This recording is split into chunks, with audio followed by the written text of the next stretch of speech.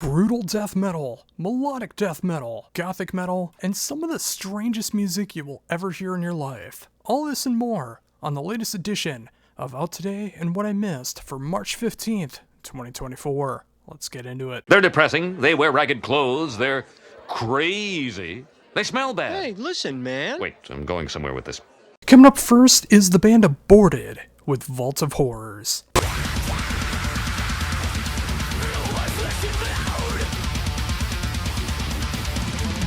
Aborted is one of my favorite brutal and extreme metal bands, and they have shined once again with Vault of Horrors. Being able to showcase a different horror movie and a different guest appearance on every song, featuring members from Despised Icon, Flesh God Apocalypse, Shadow of a Tent, and so much more. There's so much going on with this album. A lot more melodic moments than you would necessarily expect in a band like this. Of course, all the brutality and extreme moments that you would imagine from a band are covered throughout this album, but it's just so great to see all the different takes on all these different movies. Of course, the singles have the things like The Thing, and it's so fantastic to see them going in this direction. My personal favorite Aborted album is Terror Vision, but the more that I listen to this album through and through, it's very possible this could be my favorite Aborted album of all time. But we just have to get there. Until then, enjoy this album. Hello, boils and ghouls. I am the Crypt Keeper. Or should I say, master of ceremonies. Priceless, sir. Coming up next is a debut album from this New Orleans band known as Brat with Social Grace.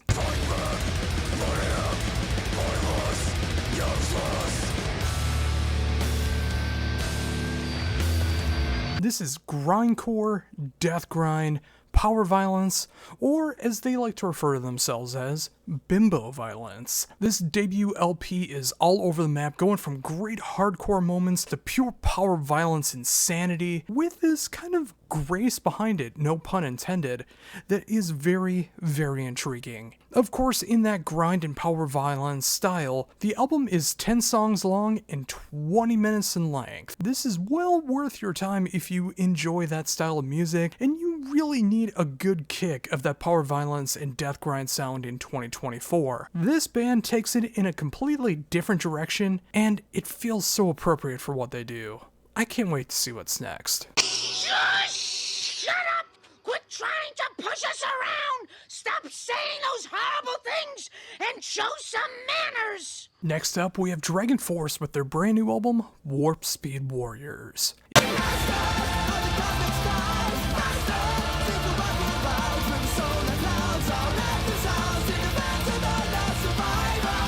If you already don't like the band, I'm pretty sure you're not going to like them here. If you already love the band, you're probably going to enjoy this album as well. But that is not to say that this album is just another Dragon Force album. It's a bit of a different direction here, and I'm still trying to figure out my thoughts on it, but I will say I enjoy when they do harken back into the power metal sound that I knew them and loved them for. But also at the same time, they have really fallen into the meme and influencer style. Like, the fact that Herman Lee is a gigantic influencer in the metal community heavily affects this album. You can see it in the music videos, you can see it in the writing style, and all of the guests on the album. It's poppier, it's catchier, but it does have those power metal moments thrown in. If that sounds like your kind of party, you might enjoy this album. Magic is dumb?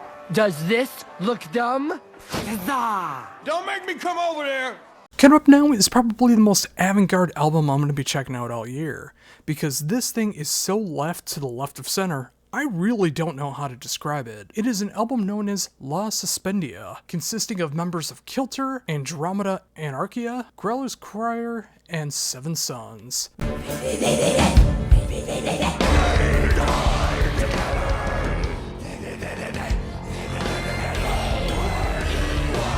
This album is so strange to me. It is something that I can't even describe on YouTube without getting flagged when it comes into the lyrical sense, but musically, imagine a mix of the most avant-garde experimental stuff mixed in with metal, jazz, contemporary, and modern music, all mixed together to create an opera that is a monologue. If this sounds like something that you are willing to experiment with, I implore you to check this out because there's some amazing stuff going on here. But this album is not for the faint of heart. Tread lightly, but feel free to trend. Brilliant. I have absolutely no idea what's going on. Next up, we have Lords of Black with Mechanics, a Predacity.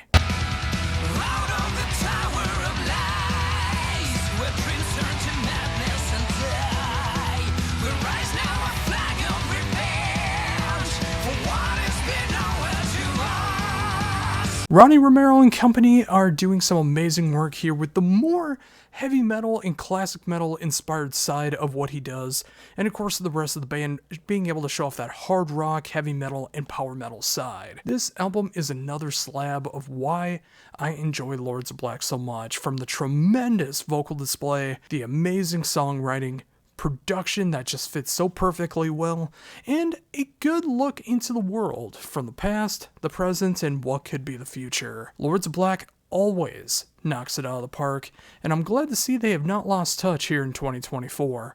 They're continuing to go strong, and I can't wait for the next album already.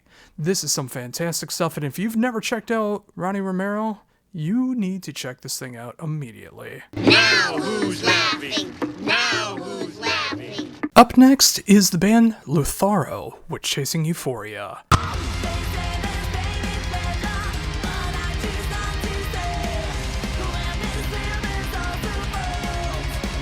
This is my first foray into the band, and I gotta say, I think I found one of my new favorite albums of 2024. This combines everything that I love in the styles that they're going for. It is mellow death, it is power metal, just a little bit of prog, just a little bit of thrash, and some of the catchiest, heaviest moments that I've heard in this style. There's something about Canada being able to do melodic death and power metal so very well. I'm not sure what it is, but they do it amazingly well, and you need to check it out for yourself. Everyone a part of this band is doing phenomenally, amazing production, again, such catchy material on this album. I hope Lutharo makes it far, and they have been growing ever since their debut album. I can't wait to see where they go from here. Honey, tell me, what is it like to live without shame of any kind? Is it a good feeling? Yeah, it is. I got Ultimas with their sophomore album, Epic.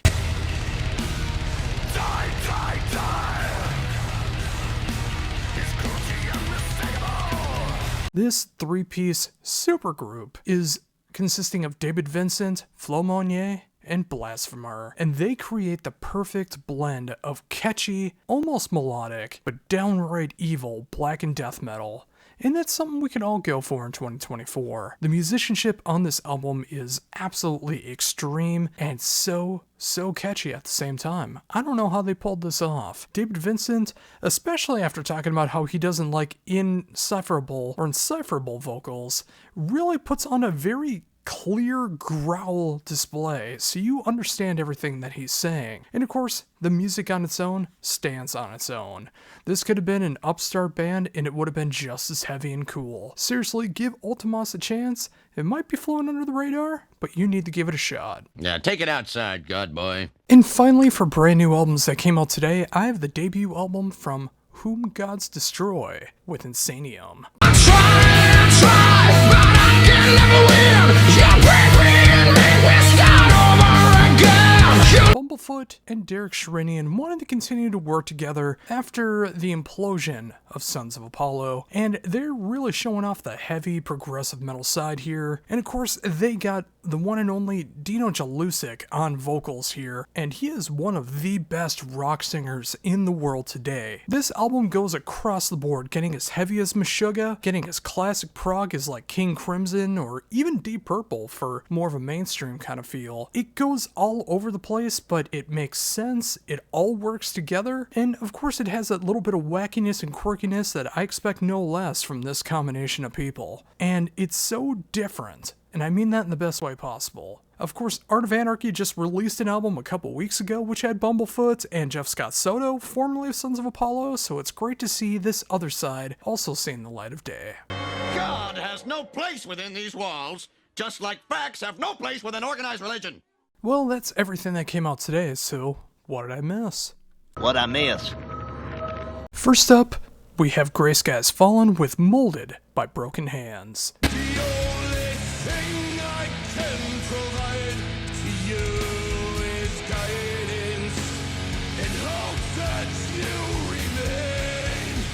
This is another favorite discovery for me in 2024, and I'm so glad that I found them because this is purely up my alley, especially with where my mental state is right now. This is dark, gloomy, gothic doom metal in the likes of November's Doom, My Dying Bride, and Opeth. So yeah, that's right up my alley. It's Americanized as well. It really has this great sense of feel behind it, excellent production.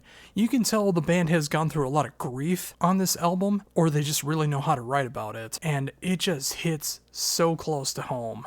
I love everything about this. It knows when to speed up, it knows when to slow down, it knows when to write the best music possible. Gray Skies Fallen might be underrated for you. You may not have heard of them, but you need to give them a shot if you want to hear some great, progressive-esque gothic doom metal. This is when heroes are made. Next up, we have Intermissing with The Diary.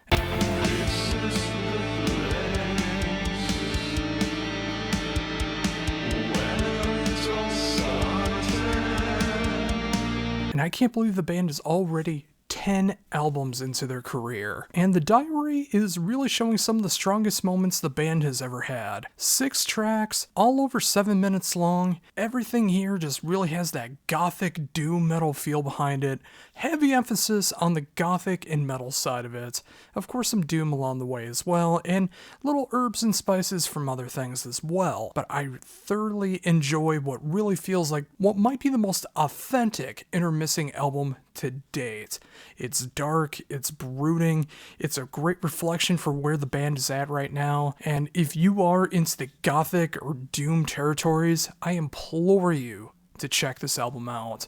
It is more than worthy of your time. I have a crush on Kenny. Ha! That's me! You would like me, loser! Up next is the one-man project Notio with Worldview.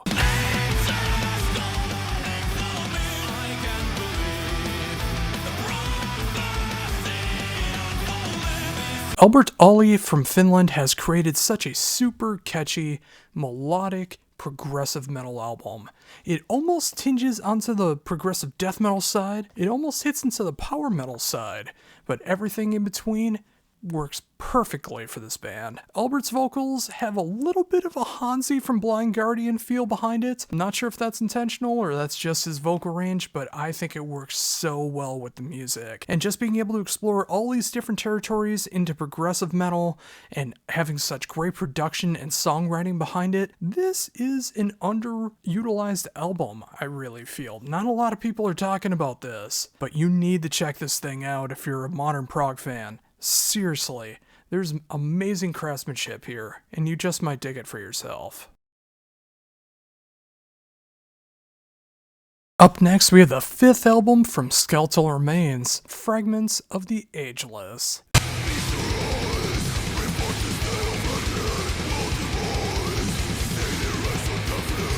This is just the pure definition of death metal. While it does go into a little bit of different territory, sometimes a little more brutal than your normal death metal, sometimes a little bit more proggy than your normal death metal, it just really showcases everything that death metal can and should be. If you love the old school stuff like Obituary or Morbid Angel, that is throughout this entire album. If you want something a little more on the proggy side, you can definitely hear moments of like Pestilence or even early day Edge of Sanity going on here. And of course the band just experiments with their own influences and just really being themselves. The band just crafts another masterpiece after another masterpiece with every single album. And yeah, without question, this is the band's best album to date. And if you're just looking for that pure, genuine death metal, it doesn't get much better than Skeletal Remains in 2024. Safe and sound. And finally, we have the third album from the band Turbulence with Binary Dream.